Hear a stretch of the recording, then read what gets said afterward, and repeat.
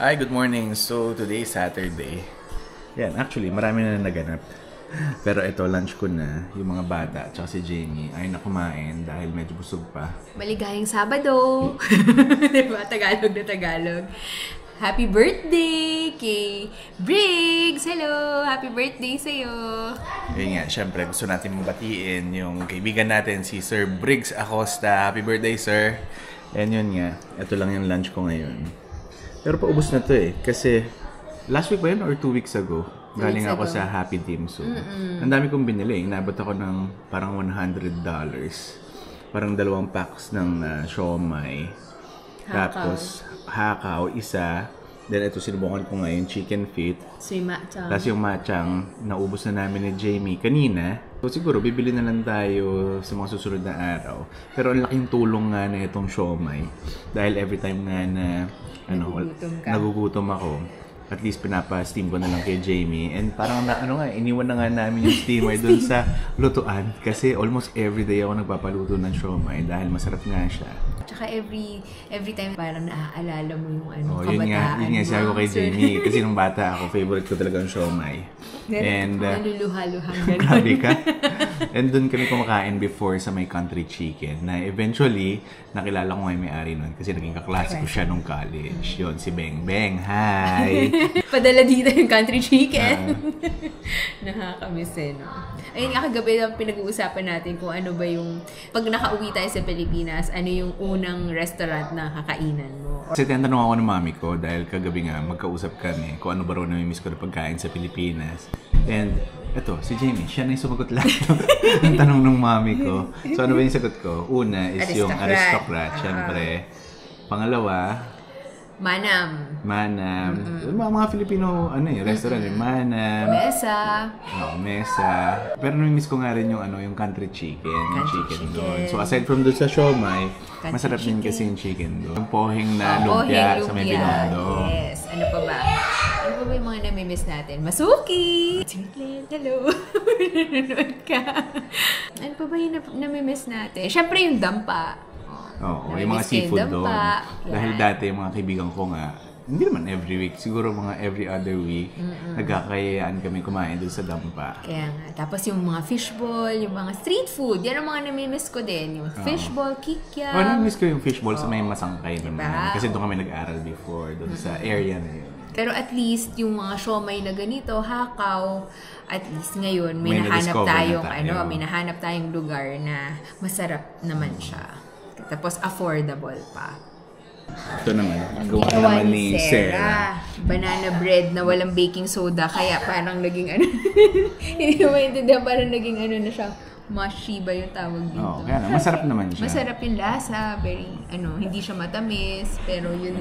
Kaya gusto ko sila itong 2 bata. So hindi ko alam kung kumakain kayo natin chicken feet. Pero tikman ko siya, sarap naman siya. So highly recommended. Sarap din ng grapes na to. Sa mga nabili yan? Sa Adonis. Yan, ubos na rin. Hindi nagtagal. Pero sobrang mura kasi. Gato pala yung season ng grapes dito, no? Winter time. Pero yung strawberry nga, parang wala akong nakita mga naka-sale recently. Parang namimiss ko na rin. Ako hindi naman. Masarap to. Parang ngayon ako nakakain ng ganito karaming grapes sa buhay. Kasi ang mura niya. Yun. So, bago nga makalimutan, gusto ko lang batingin si Ma'am Vali Pineda at si Sir John Pineda. Pinakilala sa akin si Sir John nung katrabaho ko si Jason. Nagkita kami last week doon sa trabaho ko. Hi, Ma'am Vali! Salamat po sa pagnood at pagsuporta sa channel ng asawa ko. Yun. So, for today, dito lang kami sa bahay. Pero mamayang mga around 4:30, alis kami. Kakain kami sa labas kasama yung pinsan ko kasi yun nga, birthday naman niya bukas. So yun, Alex, advance happy birthday. Advance happy birthday, Alex! See you later!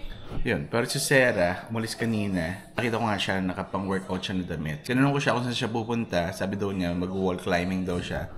Nagpaalam ba sa'yo? Rock climbing lang, grab ko. Rock climbing lang ba? Wall climbing. Hindi ko alam. Ba, tama, wall climbing nga ata. Hindi siya nagpaalam sa akin. Kasi tulog ako eh. Sarap ng tulog ko today. Late na ako nagising. Which is, blessing yan para sa akin na late na gumising. So, pasensya na nga, wala masyadong ganap sa buhay namin recently. Kasi like today, ayan, madilim sa labas kasi muulan buong araw. Pero babawi naman kami in the coming weeks. Kasi ano ba yung mga naka-schedule na lakad natin? Ayun, sa birthday ni Sky. Sa birthday ni Sky, sa katapusan.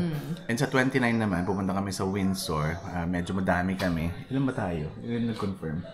Siguro, pero may mga 10 siguro. More than 10. More than 10, oo. Kasi alang families yun. 1, 2, 3, 5 families. 5 families. So, abangan nyo nga yung video namin na yun dahil for sure masaya yun. So, yung video namin from the time na umalis kami dito sa Mississauga until na makarating kami doon sa Windsor, and hindi ko alam kung ano yung agenda namin doon. Kung mag-city tour ba kami or mag-stay lang kami doon sa bahay. Pero si Ina nga, nag-message nga doon sa group chat namin na nag-reserve na ata si JJ ng isang, hindi ko alam kung Airbnb ba yun or pinaparentahan lang talaga na bahay kasi sa sobrang dami nga namin. So, baka hindi kami magkasya sa bahay nila. Ikaw, excited ka na ba? Excited kasi nag-file ako ng, ng holiday. Paano ba sinasabi ito? Vacation leave. Yung Friday pa lang. Diba? So, may 1 day rest pa bago ta-travel tayo papuntang Windsor. Kaya alam, rest ba talaga yun? Dahil PAD PAD din ng mga bata. ng mga bata. So, oo, rest na rin para sa akin yun. At least, naman sila, hindi naman sila alagain. So, yun. At least, magkaka-bonding kami dito sa bahay, diba? Ikaw, baka gusto mo na rin Limited edition lang kasi yung vacation off ko eh. Kaya hindi ko siya, magamit talaga. Ayun, nag-uubos lang din ako ng vacation. Kasi nga, hindi ko alam. Dahil ma-forfeit ko yung, ma-forfeit ko yung karamihan nun kapag hindi ko pa siya ginamit. So, yun.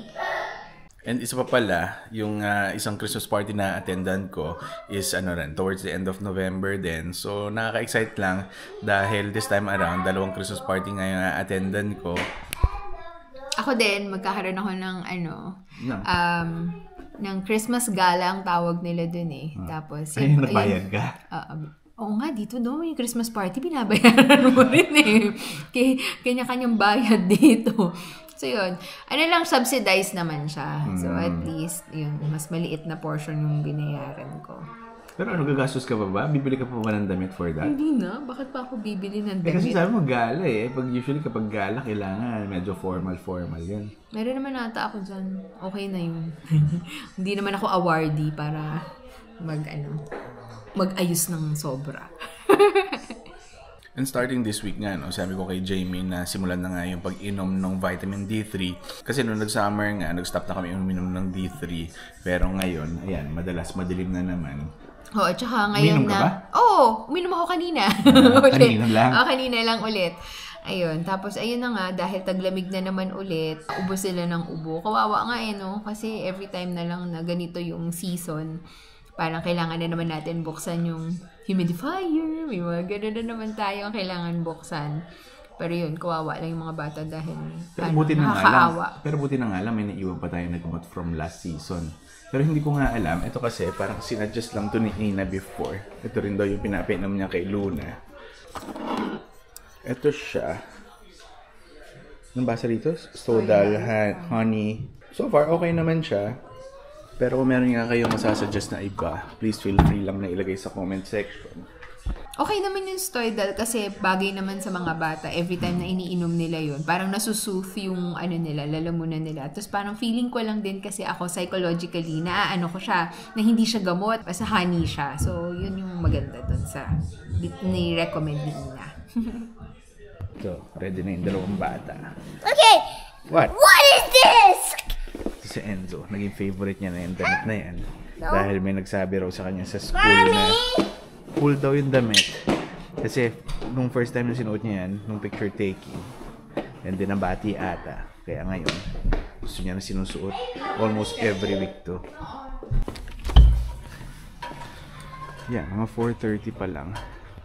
Pero madilim na. Kaya nga rin kami hindi lumabas ng bahay dahil umuulan the whole day.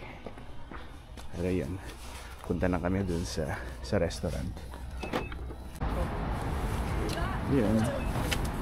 So nandito uli kami sa Oakville, the same plaza kung saan kami kumain before ng dessert, yun sa Dimitri's. So this time around, dito kami kakain sa East Side Mario's.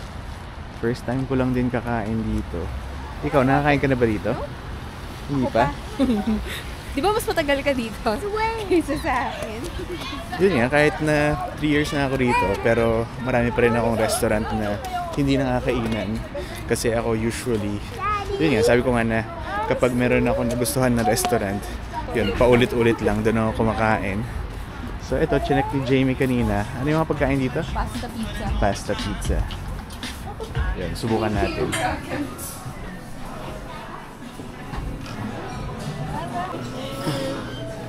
So dito lang kami upo, malapit sa entrance. Yep, crayon.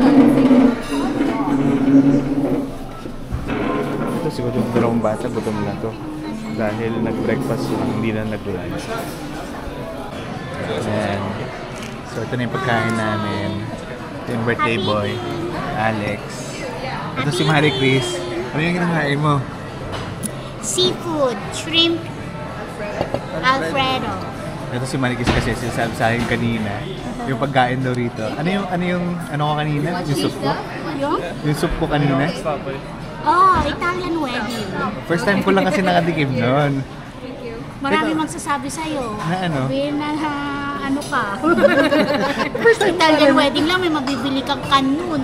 Hindi, first time ko nga lang nakakain nun. Dahil ito, si JV can attest to that. Kasi Vanilla, ang kung gusto ano mo. nga yung usually na kinakain ko, paulit-ulit lang Paulit-ulit yun. lang siya. Like kunyari sa ice cream. Vanilla nga lang kinakain ko rito. Kahit Sila, anong gusto brand, nila vanilla. kawarta. Dapat mag-ano ka din, sherbet or another Wala, one. hindi ka Ano ganun ba yun? pilitin. Oo, dapat mag-try ka mo.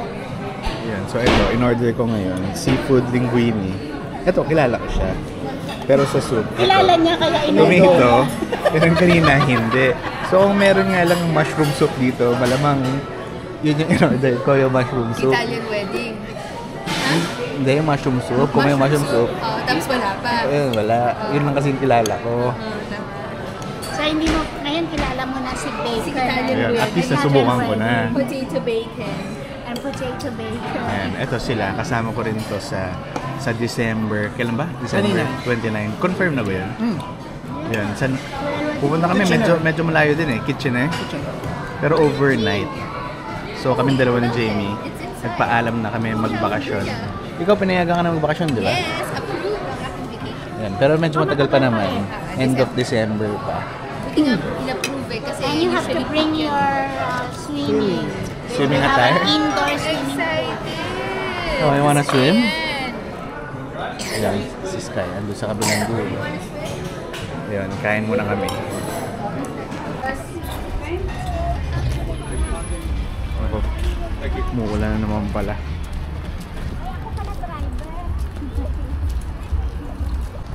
Yan, dito na kami sa sasakyan. Yun, masarap naman pala doon. Kanina akala ko wala masyadong kumakain. Kasi siguro, nung dumating kami, medyo maaga pa. 5 o'clock kasi kami pumunta doon. Pero nung paalis kami, parang minamadali na nga tayo umalis kanina, no? Mag-take out tayo. Hindi pa kami tapos kumain. Binigyan na kami ng boxes para dun sa take out. Kukunin na lang daw niya yung sobra. Yung wala sumobra. Yun, pero meron kaming take out, dalawa. Ano ba yun? Pati yung all you can eat na tinake out natin. Diba? Nakakatuwa siya, no? Na parang all you can eat pala yun. Yung yung salad, sabaw, tsaka yung bread. Yan. So yun ngayon, punta kami sa Tim Hortons para mag-coffee. And then after that, siguro uwi na rin kami. Dahil tomorrow nga, maaga pa kami dahil sa church. So siguro ngayon dito na muna ulit. So again, thank you for watching and I'll see you in my next video. Bye!